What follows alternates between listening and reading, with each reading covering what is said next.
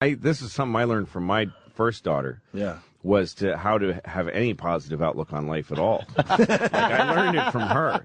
I let her lead me out of the wilderness of that. Because to me, it's like as soon as she was born, my first thought was, when is she going to realize that this is life is torture?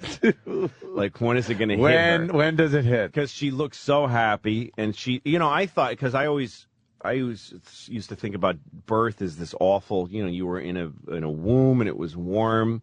Your body was filled with warm fluid. Like there was no conflict. Like being in the Matrix. Yeah. Taking a breath is an immediate, like it's an invasion. Yeah. You can feel your body attack whatever came in that shouldn't have. The air is a little cold. You know what I mean? Yeah. It's like that's the way I look at life as a struggle, just being alive. Right from the get-go. Yeah.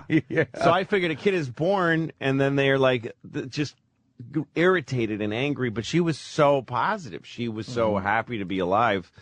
And so I realized, to her, somebody taking, her reaching out to somebody and then walking away, she's like, well, somebody, something else will happen. I can do this by myself. Your kid isn't stupid.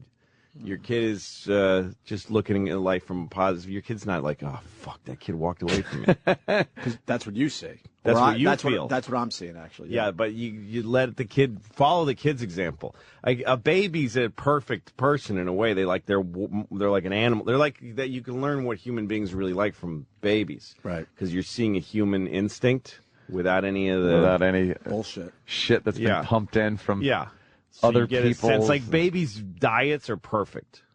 Because they just eat what they need. So all of a sudden, your baby will only eat carrots for like a month. Well, it's beta carotene deficiency. Just needs that. Yeah, your baby's not like, oh, I can't stop fucking eating carrots. Your baby just wants that thing for a while, and they'll stay away from the grains you give them or whatever. I'm fucking learning some stuff today. This to me though sounds like parenthood is a fucking nightmare. I don't see it. Great. No, it sounds like it's just years of this emotional roller coaster that a human shouldn't have to go through. It is. It's just.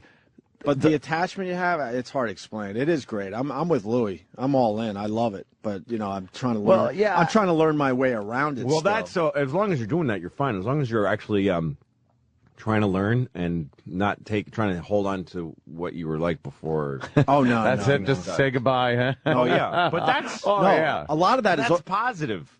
You get rid of shit that because your life becomes just a series of cravings and disappointments and gray versions of shit that you thought you were going to get. But if you give up on all the things you thought you used to want, you start getting new shit from it. A lot of that stuff has already left me. Absolutely. Yeah. I got some things I got to figure out, like how to not curse at little kids and things like that. Right. But in general, my life is drastically The fact different. that you leave that situation introspective and asking questions from people means that you're doing fine. Yeah. If you were just a fucking kid and I said, fuck you, and his mom looked at me, I was like, fuck her. And then if you just stayed that way, people that you can just see, that guy's not thinking about what he's doing. He's not even gaining from the guy. This might be impossible for you guys to even consider because you're so emotionally attached but this to your just sounds children. like a hassle to you. I understand. But are there things that you absolutely can't do now that you would love to be able to do, but you have kids? Like, I understand the great part is having the kid and there's all that love stuff and everything. Yeah. But like that aside, and I don't even know if you could put that aside, but if you could, put that personal thing that you're in love with this little human being. Are there things that you're like, fuck, man, I really want to do that? Well, yeah, but some of them have died down after a while, and you can do a lot. I can't think of anything I really can't do that I want to do. I mean, I wouldn't mind moving to another town. Sometimes I think about that. Yeah? Like, at this point in my life, what if I could move to San Francisco or Philadelphia for, or Canada or some shit? I don't know. Yeah. I can't really do it because I got to maintain my kid's life. So there's a stability that I got to maintain. Yeah, it seems that I to can't me. walk away from. But still, I mean, to me, the best thing in the world is to have kids and then get divorced. Because then you really can do anything you want. Because it's more the wife that would hold you back That's than exactly the right. kids. I have my kids half the week, and even if you get along with your wife, you have to make bargains and compromises with pretty much every moment of your life. Especially once there's a kid, you start you got to share that responsibility. So you start every moment. It's like, where are you going? If you start leaving the house, well, wait, what are you doing? Because I would like to get the fuck out of here. Oh, okay. So where are you going right now? It better be, well, I'm just going to walk around. No, not good enough. You're sitting here. Because I'd like to walk around. So neither of us is going to get to walk around. So we'll just be miserable. We're just going to sitting sit in here this with room. the fucking baby till one of us has like an emergency reason to get out of here. That's what it starts being. We take turns. That's horrible. We don't spend as much time as we used to together because we're taking turns because we don't have a lot of help. It's really smart to do that, to take turns. But we take not turns, like, sink each other. you just made a great point. Why are we both sitting here? One of us Stupid. could watch the kid. You know, I do a lot of quality things with my son. So Right. now I'm going to go to the gym. Yeah. She has her thing she wants to do, and we kind of take turns. But unfortunately, that means we're not together as much as probably we would like. Wow. But we understand that. It's great that you're doing that. And if one person's awake, the other person should fucking be sleeping. Yes. So that they'll be useful when the other person finally on taps watch. out. When you're It's just taking the watch. dumbest thing in the world. It's like having if you're driving a car and then you go just turn the other one on in the garage and let it run while you're driving one car. Makes no sense. Why Louis. would you do that? Yeah, why would you Because do the that? car God that's damn, driving you're is like, no, if I'm out here dragging people and groceries around, you're going to at least be running, you piece of shit. Like if your cars were married to each other. A lot of parents make that mistake where they put the kid in the room or whatever, and they both have to stay awake all night. He's making an Stupid. amazing point. If you guys have a good relationship then, because the only reason to share that shit is because you don't like each other. Right. Because you want to put each other through shit. Through Right. some hell. No, that's Wow. the best is when you can do that. And you're doing the right thing by spending a lot of time with your kid because you start getting, it's like the thing you're dismissing in the first sentence. Yeah, Right. I get the love, but Okay, that's thing, the big part. That's the huge part. It's like saying, look, I get that you like living blah, blah, blah, but why not kill yourself? I mean, granted, life is worth living. Death is terrifying, but still, why don't you just die? But there is a sacrifice that's being made by having children. I don't know whether it's that important of a sacrifice or whether the child is such a great thing that the sacrifice isn't even a sacrifice to you. Well, for dads, it's the thing that you don't know automatically is that you should be with the kid. Right.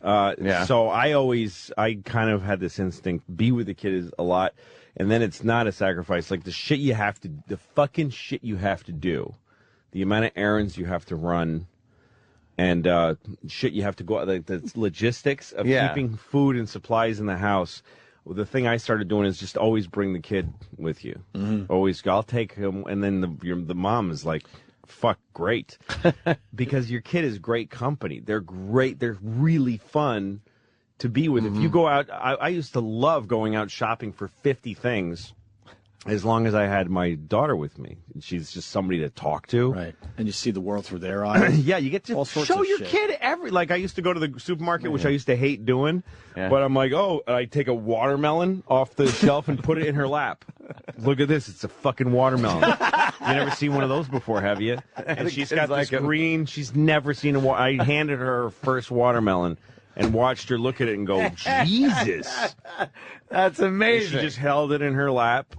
I see always Travis gave her laughing his access- ass off too, because Travis is a new dad. We're relatively new, 2-year-old. 2-year-old. Yeah, that's right. So Well, I you see give- you Travis give- gets this too. I always gave my daughter access to the real world. I don't believe in like toys are shit. Toys are like fake things. So, But you but give a kid watermelon fucking- is like, holy shit, that's a watermelon. Or just give her your computer. Just here, take this.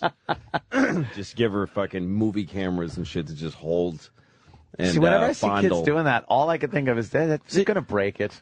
They're going to fuck it up. They might. I might break it. I think following, I don't care. true. I don't take care of my shit anyway.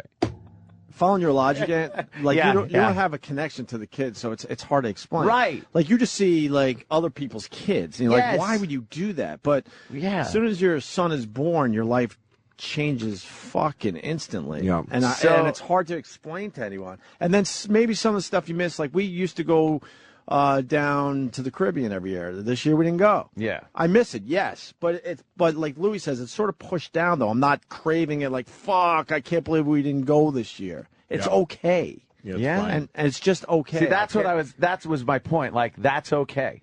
Yeah, but we're going to go next year, and I'm going to bring the kid, and I know we're going to have a great time. Everything they do that fucks with you is positive in the end. Like my kids, when they'd wake me up at 6, and I went to sleep at 3 because I'm a night person. Well, they wake me up, and the feeling in my brain would hurt a lot. Like, I don't want to fucking be up right now. Yeah. But within 10 minutes, we're talking.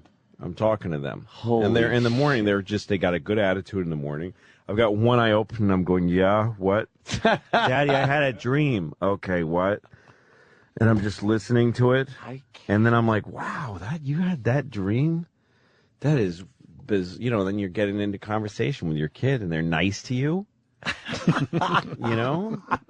I mean, some people have a contrary relationship with their kids. Yeah. And they are always, Dad! Like those kind of kids. Yeah. Fucking, I would tap right out of that life.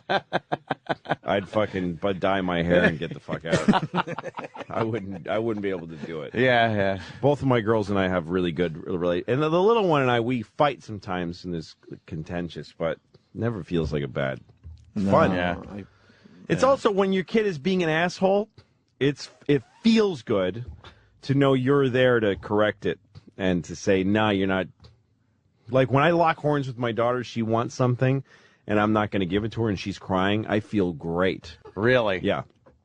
I feel great that I'm there showing her, yeah, you don't get to have it. And why? And There's not a good reason. You just don't. You just don't because I said so. You just don't. And there's no embarrassment in public places with temper tantrums and couldn't stuff. Couldn't care less. No, you couldn't care less. Yeah, I don't think Shut I'm going to the world out either. You don't care because I hate that. I look around and when kids are being like loud and stuff, I don't mind. I do mind all the time. But there are certain places I understand. Like, all right, I'm in a mall. There's a kid, he doesn't want to be here. He's going to be yelling and screaming. I could get away from the situation. But there are other places, movie theaters, things where I'm like, shut that fucking kid up or take him the fuck out of the movie. You're missing the movie. Take your kid out, pick him up, go out to the lobby and fix that problem. But if the kid is the same, I mean, the kid, I always, though, also remember that your kid is a citizen of the country, too. Your kid has rights. Like, I go crazy when people, like, fucking knee my kid in the face because they're not looking. Holy shit! They don't give. A lot of people don't give a shit, and it's like my kid has fucking rights. So to me, it's like the kid who's yelling in a movie theater is no different than the fucking dirty Hispanics you were talking about. It's the same thing. They're just being loud assholes. The kid is. Yeah. Don't you think you could avoid some of that stuff by raising them properly, though? I know you're not going to be perfect, but I don't think my kid's going to be acting up in no, my kids wouldn't do that. Yeah? You can tell when you look at the parent that they're weak. Yes. And that they don't do it at home. They don't try. They get underwater with it. They're allowing too much. Yeah. I don't too much. No, my kids don't. They don't make a scene. They generally don't. Yeah. And if they and also the other thing is people get too bent on getting through their day the way they planned it.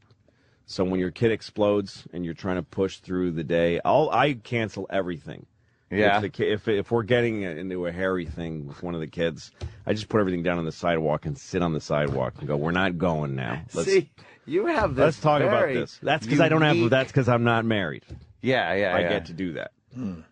Wow. If you're married, you got to fucking plan everything. This is again, if you're getting along. This isn't a bad marriage, right? You have to plan everything. You have to agree on every fucking detail of how something's going to go down, and you have to stick to your plans. That's a nightmare. I took my kids camping a couple weeks ago, and the reason it worked is because I was able to do it myself, and I had the power to pull the plug on the whole thing. You did your way. Yeah, I said let's just get in the car and just go south, and I went to a sporting goods store with the girls, and I'm buying a tent and sleeping bags, and they're like, "Are we going camping?" And I was like, "We might." I said, "I don't know yet. I haven't decided if this is going to happen. We're going to buy these things. We may or may not use them." So we put all this shit in the trunk, the camping stuff, and we drove. In my head, I was like, I didn't have a place to stop. I didn't use a map. I just fucking drove down the Jersey Shore, and we saw a hotel. So let's stay there tonight. Stayed in a hotel. Next day, I always had the option to just run back home. It's like you're on the lam. Yeah, exactly. Found a ferry that goes to Delaware from New Jersey in Cape May, and this beautiful ferry boat. Just found it. Went to Cape May. I'm all about that. Oh, and I don't like a plan. It was so jump. I just good. want to jump in the car and go sometimes. And the kids don't know, and they don't give a shit. And then there's a state park. I see a sign for a state park, and I go, hey, do you want to go camping and sleep in a tent tonight? And they're like, yeah.